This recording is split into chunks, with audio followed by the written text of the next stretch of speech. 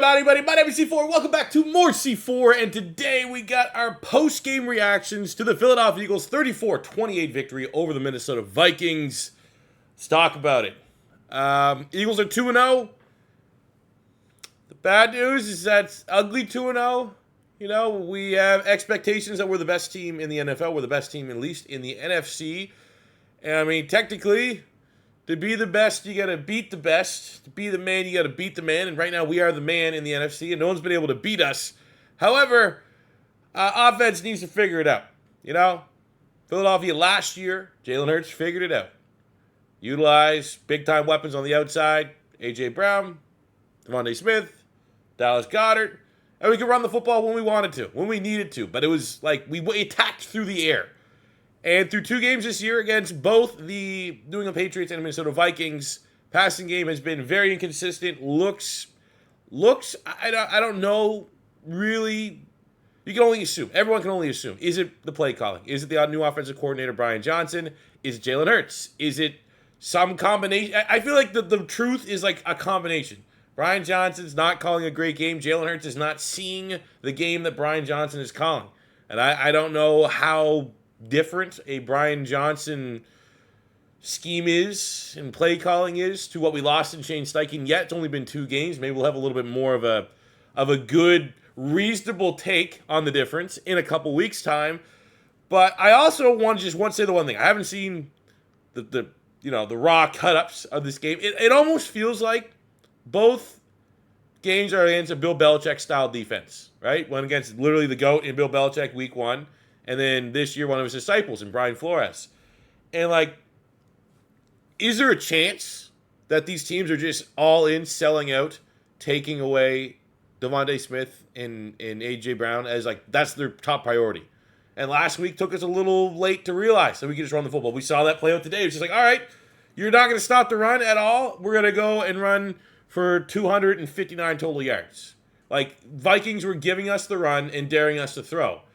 And if that's the case, like, I mean, you know, not a lot of quarterbacks in the league are going to thrive in that situation. If the other teams are 100% selling out on you throwing the football, and maybe that's, you know, until someone puts a plan in place to stop the Eagles running the ball, maybe that's what it's going to be. Maybe it's going to not look great throwing the football for a combination of all 3 of those things. I think that's like what I've stumbled in terms of a determination right now, is that it's a little bit the play calling, a little bit Jalen Hurts, and a little bit this Belichick scheme that we faced for the first 2 weeks of the season that are just like, hey, run the football. You can run the football if you want, but we're not going to let you throw it. We're not going to let you take games over. And even then, man, we still got some shot plays there. Devontae Smith, 131 yards receiving, had that 63-yard grab. Was that the touchdown? He had 2 ridiculous grabs. First one bailed out an underthrow from Jalen Hurts in the first half. And then the second one was the long touchdown there. Actually, you can just read it right there. 63-yard touchdown. And what was the other one? The other one would have been, it was like 50-something, 54 yards, I believe. Devontae's on fire. A.J. Brown, there was like a highlight of A.J. Brown kind of venting his frustrations on the sidelines. And I made a tweet, I stand with A.J. Brown. Because there's just, you know, and you know who else is not happy right now? Let's just say this. The more that, like, Howie Roseman is kind of come out of his shell a little bit a little bit more media friendly in like a non-conventional standpoint. It's not just cookie cutter interviews. He's gone on podcasts and all that stuff. And like I have grown an appreciation to the fact that like I feel like Howie Roseman watches the game from the press box as a fan. As like I feel like he gets this because I feel like Howie Roseman, he's looking at this like a Madden rebuild. Like that's how he's like, all right, I got Devontae Smith, A.J. Brown, Dallas Goedert, and I just paid Jalen Hurts $255 million. Let's see some points. Let's see some excitement. Let's see what I have built going on the field and execute at the level that I expect and know that they can play at. And then through 2 games to start your big revenge tour to go back to a Super Bowl, none of these tours are getting used, right? So I feel like, you know, up top, there's probably going to be a little bit of pressure to be like, hey, can we go to our guys? It's not completely unwarranted for A.J. Brown to kind of have that little, you know, hot-headed moment, if you'll call that, on the sidelines because he's not getting the ball. We are too good of a team. I think at the end of the day, we're too good of a team to have to run the ball 48 times, right? We need to be able to just say, even if you're going to sell out against the pass, we're still talented enough we should be able to flex our muscles and still throw the ball when the opposing defense is trying to stop us, everything in their power from throwing the ball. And I think that's a little bit absurd. I mean, hey, the first drive, A.J. Brown had 2 touchdowns for 0 points after he had that little bust up. A bad holding call. Well, not get bad. It was a soft holding call on Rashad Penny that called back a touchdown. And then the next one was, I think it was P.I. The commentators kind of sided against it. But, I mean, I think, you throw that in. You got to value that when you're trying to grade A.J. Brown. A.J. Brown had 2 touchdowns called back. So, and I think they were soft. They could have just as easily been not penalties and called as touchdowns. And I mean, the defense, okay, let's just go through the grades. Let's break it down, and then we'll get to the defense here. So, Jalen Hurts went 18 to 23, 193 yards, 1 touchdown, 1 pick. Pick was bad. Pick was 100% on him. Got sacked 4 times.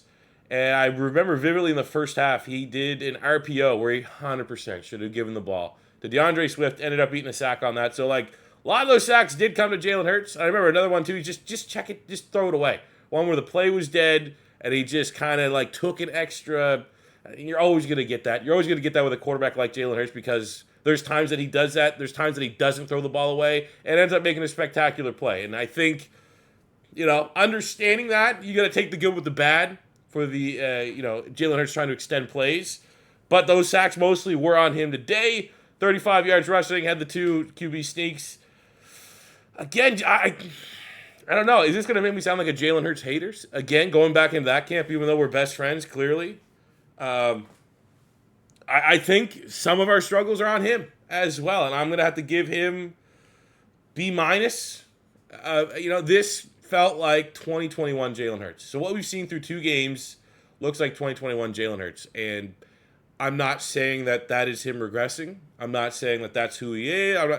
There's a lot of things going on, and I think it's the big 3 that we've been talking about. I think it's been the defenses that we've gone up against have had a unique scheme trying to force the Eagles to play a certain way. I think it is a little bit of Jalen Hurts.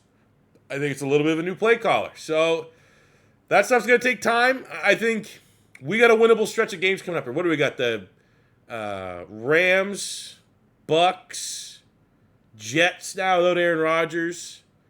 The next 5 games for the Philadelphia Eagles. I think week 7 we might play the Dolphins, which is going to be an awesome game. But the next games up to the Dolphins game, those are all games Philly's going to have to circle as wins. Those are must. I'm not gonna say must wins.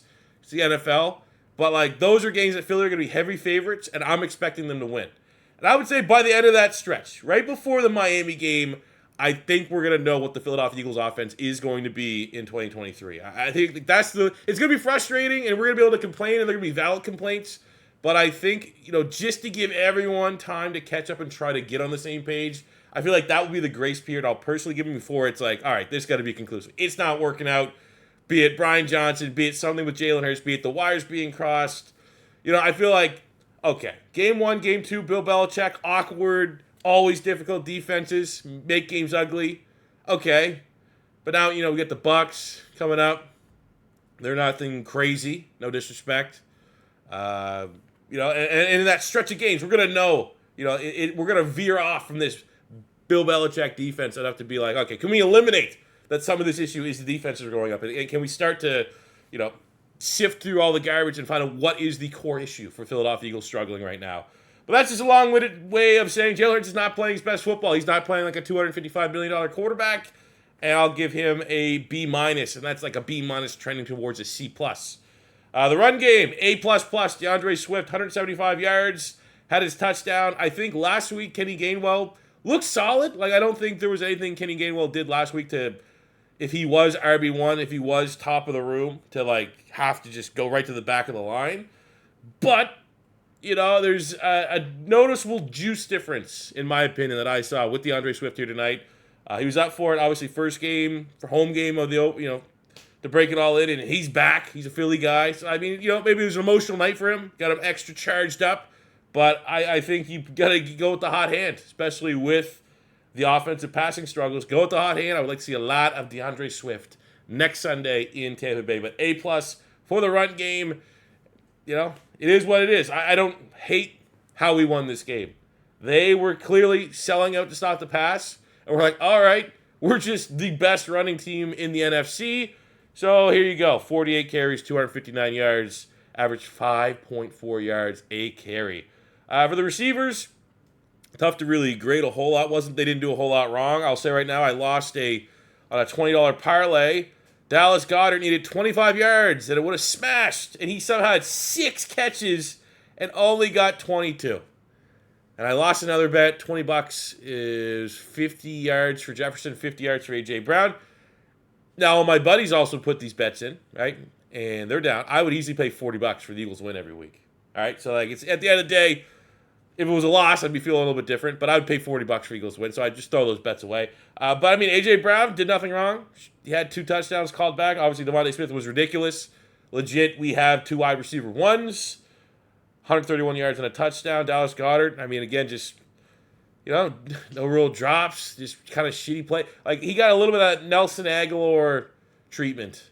Jalen Reagor type treatment where you just, someone in Philadelphia always runs bullshit routes that are never going to work, and they tried a lot. And I feel like those are some of these screenplays, the Dallas Goedert, that were kind of popping off last year a little bit because I think we had the run. RPO game was really good last season. I think that opened things up for us to hit that quick strike, and that was usually good for felt like 15 yards anytime we'd call that tight end screen to Dallas Goedert. And this year, it's just, I don't think the offense is getting enough of rhythm for that play to really work with any real sense of efficiency. But I give the wide receivers just because of Devontae Smith. I'll give them an A.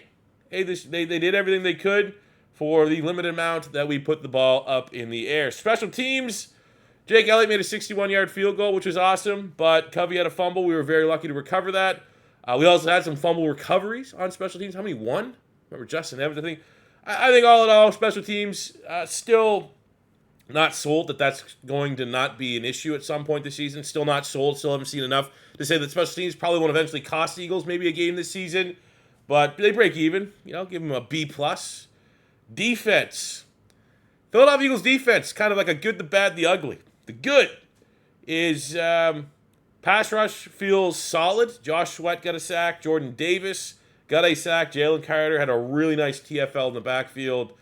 Little worried about a name that didn't even make the box score, even though he started. That is Hassan Reddick. Now, Hassan Reddick missed the end of training camp, had a thumb surgery. So this is technically, I guess, you're getting up to speed preseason first 2 games. But I also would like to think that we can hold someone like Hassan Reddick to a different standard, where it's like, come on, bud, you got 8 quarters under your belt, and I don't think, I think he had a pressure against the Patriots. You're expecting more. Definitely expecting more. And there's been rumblings, too, that he wants, maybe there's some contract stuff. The easiest way to tell Howie Roseman and get his attention that he needs to pay you more money is to do something. And I'm not, that's, I don't think I say it's necessarily super concerning, but shout Josh Sweat, man. 5 quarterback hits. He absolutely dominated. He was going up against the backups at left tackle. No Christian Darrisaw. And he did exactly what he needed to do. Josh Sweat, very underrated pass rusher for the Philadelphia Eagles. I made a tweet saying Josh Jobe. Haven't heard his name called. And he was very, didn't hear his name called the whole first half. And then second half gets cooked twice. Did not age particularly well. But I think, for Josh Jobe, Mario Goodrich, Terrell Edmonds came in. These are backups. We saw Vontae Maddox go down to injury. Hopefully that's not long term. Nicholas Morrow's in there because Nakobe Dean's hurt. Hopefully it's 4 weeks, right? He went on IR. That's optimistic. That'll be ready to go. I like Zach. I think Zach Cunningham looks solid for a guy that we just got off the street late in preseason. And I feel it'd be harsh to say the defense, to give them like a C or something like that, because there was backups playing, a lot of backups, and I feel like we got those turnovers. But I come to my overall feeling on the defense is that through 2 games this season against Mac Jones and Kirk Cousins, we've let them throw for 700 yards. We had an issue with Jonathan Gannon. The staple complaint of Jonathan Gannon here in Philadelphia was he's never good against competent quarterbacks. Competent quarterbacks always had strong games against the Philadelphia Eagles. The most evident one was I remember we played the Raiders in Vegas, and Derek Carr had a perfect game. Derek Carr went 25 of 26. 380, 4 touchdowns, no picks. And we're just that's the threshold. If you're below Derek Carr, we're probably going to have a pretty good game. We're going to sack the shit out of you and so on. But if you're at Derek Carr's range or slightly above going against our defense with Jonathan Gannon, he's all right, you're going for 300, probably 3 touchdown minimum. And now, Gannon's gone. We're bringing Sean Desai. kind of the same. You know, still like, is this going to be enough? Is this going to be the tipping point for Howie Roseman to be, you know, say like fuck this and go get Budda Baker or something like that? Like a guy that can truly help contain and protect the middle of the field. Because right now our linebacker, as much as Zach Cunningham I think has been pretty solid, I think he had a couple decent coverage. I remember he had one actually against Justin Jefferson. There was pressure on Kirk Cousins, but I think Cunningham has been solid. And I don't think that Kobe Dean, when he was in there, was like exposed by any means, but just, you know, that's expecting a lot out of two position groups that just haven't been valued and aren't really valued for the Philadelphia Eagles right now.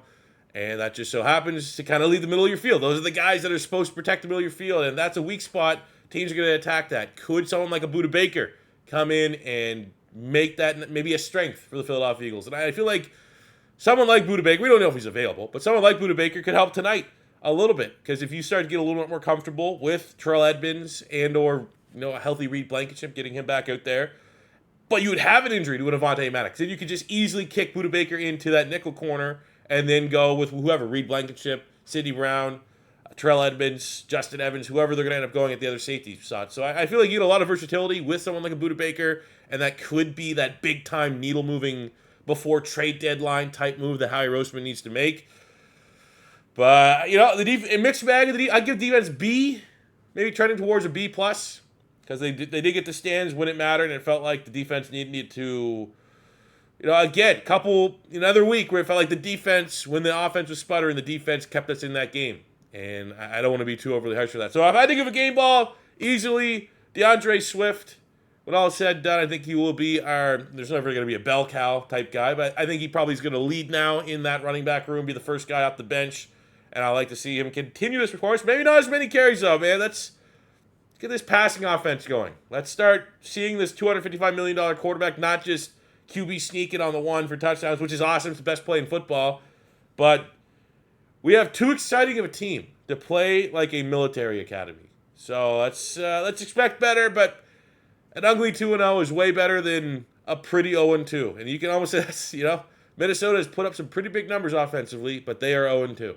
Philadelphia, not so much, especially through the air, but 2-0 is a lot better than being 0-2. That is your John Madden analysis. I'm pretty faded. I got through the video. It's time to go to bed. If it's your first time stopping by here on More C4, post-game reactions all season long. Can't wait till we lose. I'm sure I'll get demonetized whenever that happens, but we are not going to lose anytime soon, especially with the games coming up. Very optimistic. So I'll see you guys back here in the next one. Like, subscribe, all that cheesy YouTuber stuff. Peace out. Love ya. Have a good one. Go Birds.